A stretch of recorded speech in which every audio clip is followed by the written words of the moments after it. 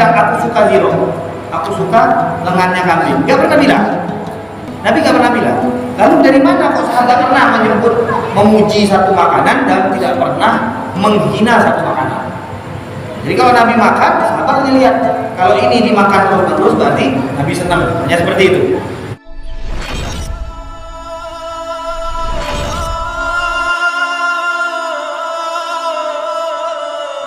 Jadi alasan mengapa kita mengikuti sunnah, pertama untuk kita umat Islam karena itu adalah perbuatan Nabi Muhammad SAW. Sebelum kita mengetahui itu ada hikmah, pertama karena itu junjungan kita melakukannya. Pada saat beliau melakukan, kita tidak perlu bertanya, kita hanya tinggal melakukan. Yang kedua, tiap-tiap yang beliau lakukan itu pasti ada kebaikan, pasti ada manfaat. Untuk itu kita tahu, kita nggak tahu kalau ini dilakukan Nabi, maka jangan pakai berpikir, lakukan. Sekarang tentang daging apa saja yang dimakan oleh Rasulullah SAW. Jadi berhubung ini kitab ini merupakan kitab ringkasan saja. Jadi insya Allah nanti kalau kita ganti kitab, nanti insya Allah akan membahas lebih rinci lagi. Karena di sini hanya beberapa yang jadi riwayat yang kali ini akan kita baca adalah daging apa saja dan bagian mana saja dari daging yang dimakan oleh Rasulullah SAW. Kalau di riwayat Muslim ada beberapa hewan-hewan yang disebutkan yang pernah dimakan oleh baginda Rasulullah SAW. Kenapa kok perlu kita ketahui? Karena selayaknya orang yang mencintai, mereka akan ingin cari tahu apa yang disenangi dan digemari oleh baginda Rasulullah SAW. Seperti sahabat Nabi yang mengatakan, aku ikut Nabi di dalam satu undangan, kemudian aku melihat Nabi dihidangkan beberapa hidangan, dan yang paling banyak dimakan oleh baginda Rasulullah dia walabu. Maka dari sejak itu aku memutuskan aku cinta sama labu, artinya aku senang makan labu karena hanya pernah melihat Nabi senang makan labu. Dia menjadikan apa yang disenangi Nabi, apa yang disukai oleh Nabi, dia sukai juga. Ini ciri seseorang yang cinta kepada Rasulullah SAW. Jadi hal-hal yang berkaitan dengan Nabi ini perlu kita ketahui. Di sini hanya singkat, nanti insya Allah di kitab-kitab selanjutnya kita bahas akan lebih rinci lagi. Nah, di sini ada beberapa riwayat. Riwayat yang pertama mengatakan daqaltu ala Abi Musa wa huwa ya'kulu lahman hujaj. Fa qala udunu faqul. Abu Musa al-Asy'ari. Abu Musa al-Asy'ari ini sahabat Nabi yang datang dari negeri Yaman. Abu Musa al-Asy'ari. Imam Abdul Hasan al-Asy'ari yang merupakan pelopor akidah Ahlussunnah wal Jamaah. Beliau itu keturunan sahabat Nabi Abu Musa al-Asy'ari. Karena kan Abu Musa al-Asy'ari ini meninggal di tahun sekitar 333 Hijriah. Jadi 333 Hijriah. Beliau cucu yang mungkin yang udah 6 atau 7 cucu Abu Musa al-Asy'ari. Dan nisbatnya juga ke Asy'ari. Ini Abu Musa ditanyakan, dia sedang makan daging ayam. Dia makan daging ayam. Kemudian ada orang yang lagi mendekat, dia bilang, muridnya, dia bilang, mendekat sini dan ikut makan. Dia bilang, karena aku melihat baginda Rasulullah SAW makan daging ayam. Dia bilang, tidak usah tanya kenapa makan ayam, apa faedah makan ayam, apa vitamin yang terkandung dalam ayam, apa nutrisi yang ada di dalam ayam. Enggak, alasannya apa? Karena aku lihat Nabi makan ayam, selesai. Gak usah banyak tanya, makan. Karena Nabi makan ayam. Berikutnya bagian yang diantaranya disukai dan dimakan oleh Rasulullah SAW, bagian dari kambing. Karena dia itu jarang makan sapi dari zaman Nabi. Bahkan di hadis-hadis pun hanya menyebutkan susu balik, ya, susunya sapi. Kalau daging sapi jarang dimakan, dari waktu itu memang jarang dimakan. Onta sering, onta dimakan, kambing juga sering dimakan. Bukan nggak ada, di sana ada, tapi sampai sekarang daging sapi itu jarang dimakan di Arab. Tapi kecuali kalau kita ke restoran-restoran Indonesia, ada rendang, di Arab Saudi juga banyak. Restoran Padang ada, restoran Jawa ada, restoran apa yang warteg-warteg kayak ada di Saudi, di Mekah, di Madinah itu ada. Jadi kalau mau pengen sapi, makan rendang, makan ini tinggal di restoran-restoran Indonesia. Yang umroh di sekitar situ banyak. Nah, kalau kita nyari di restoran-restoran Arab, sulit mau ketemu sapi. Mereka jualnya kambing, kalau enggak onta pun jarang karena daging onta ini mahal. Nah, kambing ini di antara bagian yang dimakan oleh Rasulullah bahu, katif, daging bahu. Bahunya kambing itu sebelah mana?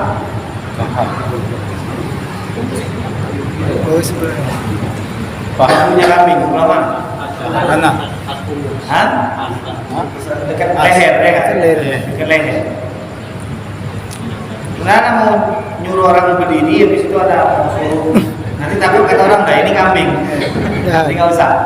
Jadi kepala, habis kepala itu kan Bahu. di sini bahunya kambing ya. Nah di sini. Itu diantara bagian tubuh kambing yang dimakan oleh Rasulullah SAW. Dan yang pernah kita sebutkan sebelumnya adalah dirok. Dirok itu, kemarin saya sudah sebutkan. Dirok itu dari sini, ini pergelangan sampai setengah ini. Apa namanya? Lengan yang ini. Karena dalam bahasa Arab ini semua dirinci. Dari sini sampai sini, sa'id. Dari sini sampai sini namanya abud. Dan nanti dari sini sampai setengah sini namanya dirok. Jadi bagian kambing dari sini sampai sini itu dirok, namanya dirok. Nah ini bagian yang disenangi oleh baginda Rasulullah SAW. Utiya Nabi SAW bimaidatin farufi'a ilaihi dirok. Didatangkan Nabi dengan hidangan yang isinya kambing. Kemudian didekatkan kepada Nabi bagian dirok tadi, kakinya yang dari sini sampai sini. Wa kana ahabbal lahmi ilaihi. Dan itu adalah makanan yang disenangi oleh Rasulullah SAW. Apakah Nabi pernah bilang aku suka ziro? Aku suka lengannya kambing? Gak pernah bilang. Nabi gak pernah bilang. Lalu dari mana kok sahabat ini mengatakan ini riwayat Abu Hurairah? Dari mana dia menyebutkan? Sayyidah Aisyah juga pernah menyebutkan ahabbul lahmi ila Rasulillah adzira. Abu Hurairah menyebutkan ahabbul lahmi ila Rasulillah adzira. Karena mereka memperhatikan Nabi makan yang sering diangkat oleh Rasulullah adalah dzira. Dzira tadi dari bagian lengan tadi, dari sini sampai sini. Nah, jadi pada saat Nabi makan kan ada pilihan lain. Tapi kok Nabi mengambil itu terus? Nah, dari situ sahabat akhirnya apa? Membuat kesimpulan Nabi senang dzira. Adapun Nabi sendiri kan kemarin sudah disebutkan, Nabi tidak pernah memuji satu makanan dan tidak pernah menghina satu makanan. Jadi kalau Nabi makan, sahabat hanya lihat kalau ini dimakan terus berarti Nabi senang. Hanya seperti itu. Jadi di sini wa nahasahu nahsatan. Nahasahu nahsatan ini artinya makannya bukan kayak orang barat. Kambing, kayak garpu, kayak sendok, potong-potong kayak pisau, potong-potong kecil-kecil lama. Apa yang dilakukan Rasul? Beliau gigit dengan atraful asnan, dengan ujung-ujung gigi. Itu yang dilakukan Rasulullah. Yang aneh itu bukan yang seperti ini justru yang sesuai naluri. Nah ini makan yang benar, ya seperti itu. Yang aneh itu yang dipotong-potong tadi, daging kambing dipotong-potong kayak itu kan rumit. Daging kambing ini kan bukan kayak daging ayam. Daging kambing ini kenyal. Pakai ini akhirnya saya duduknya melanting, malu-maluin orang. Sudah ambil dimakan. Nah yang dilakukan oleh Rasulullah adalah seperti nahasahu nahsatan al-akhdhu bi atrafil asnan. Nabi menggigitnya dengan gigi, langsung dimakan begitu. Nah, dimakan dulu. Kemudian wa kunna nurahusum fi dira'isya wa kunna nara anal yahud humul ladina sammuhum. Ini cerita lain. Satu hari Nabi pernah berkunjung ke tempat Yahudi, kemudian ada seorang perempuan yang meracuni kambing tersebut, dan kemudian kambing itu setelah Nabi ingin memakannya, dia memberitahukan kepada Nabi bahwa aku ini sudah diracuni, dan Nabi pun akhirnya tidak jadi memakannya.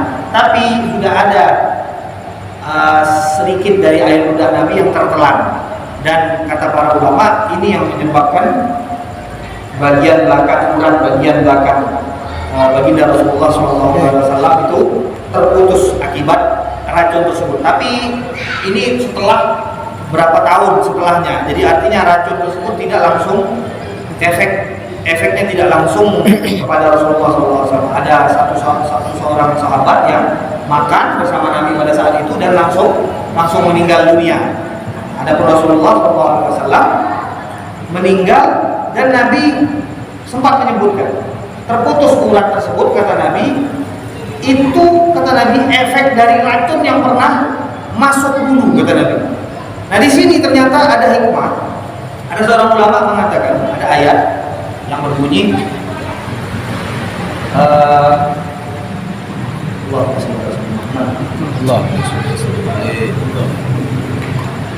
wa ma Muhammadun illa rasulun qad khalat min qablihi rusul. Tidaklah Nabi Muhammad SAW illa rasul, kecuali seorang utusan yang sudah berlalu. Artinya sama, sudah diutus sebelum Nabi itu rasul-rasul yang sebelumnya dan sudah meninggal dunia. Illa rasul qad khalat min qablihi rusul. Afa in mata au qutila. Di sini ada pertanyaan. Allah pada saat menurunkan ayat, Allah itu tahu nggak apa yang akan terjadi? Ada yang berani jawab tidak? Bisa kafir malam ini. Jadi jawabannya masih pakai istihor. Jawabannya tahu. Tapi kenapa Allah pakai au? Afa in mata au qutila. Maka apabila Nabi itu mati, meninggal, biasa meninggal, au qutila atau terbunuh, kata Allah. Kok bisa Allah memakai arti au? Nah, di sini kata sebagian ulama, karena Allah ingin mengisyaratkan kepada kita bahwa Nabi itu meninggal dan juga terbunuh. Jadi mendapatkan dua keutamaan. Syahid juga karena terbunuh. Afa imata au qutila. Qutila in qalabtum ala aqabikum wa ma yanqalib ala aqibaihi fala yadurullah syai'an wa sayyidu syakir. Intinya tadi pada ayat tadi Allah menyebutkan dua hal, meninggal dan terbunuh. Padahal Allah tahu Nabi akan meninggal atau terbunuh. Seharusnya Allah hanya cukup menyebutkan satu, tapi disebutkan dua-dua ini. Kata sebagian ulama mengatakan memberikan isyarat kepada kita bahwa baginda Rasulullah SAW meninggal dunia juga dalam keadaan terbunuh untuk memberikan keutamaan yang sempurna bagi Rasulullah SAW agar mendapatkan gelar syahid. Itu yang terjadi pada baginda Nabi Muhammad SAW.